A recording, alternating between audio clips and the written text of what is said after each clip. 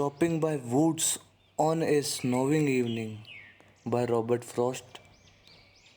कि एक बर्फीली शाम को जंगल में ठहराओ।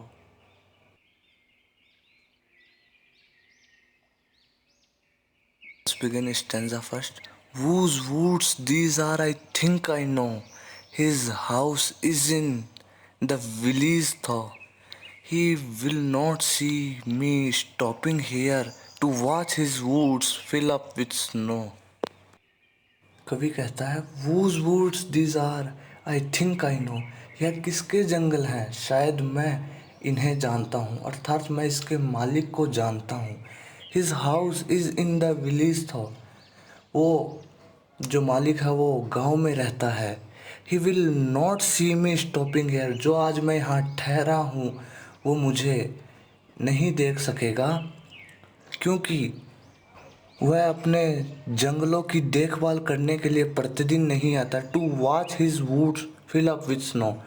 वह अपने जंगलों की देखभाल करने प्रतिदिन नहीं आता है जो बर्फ़ से ढके हुए हैं। Fill up with the snow, बर्फ़ से ढके हुए हैं। अब यहाँ पर कवि के घोड़े का वर्णन है। My little horse must think it queer. जो कवि का घोड़ा है वो विचलित हो जाता है, वह सोचने लगता है। To stop without a farmhouse near.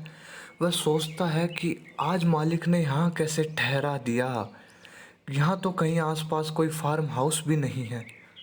Between the woods and frozen lake. बस यहाँ तो घने घने जंगल हैं एंड ए फ्रोज़न लेक, और एक बर्फीली झील है। The darkest evening of the year. और ये जो शाम है इस वर्ष की सबसे काली शाम है, सबसे घोर शाम है। अब यहाँ पर next, he gives his harness bells a shake. He यहाँ पर घोड़ा है। He gives his harness bells a shake. जो घोड़ा है वो अपनी गर्दन को हिलाता है, जिससे उसकी गर्दन पे लगी हुई जो घंटी है वो आवाज़ करती है। To ask if there is some mistake. वो अपने मालिक से पूछता है कि मालिक आज कोई गलती तो नहीं हो गई है।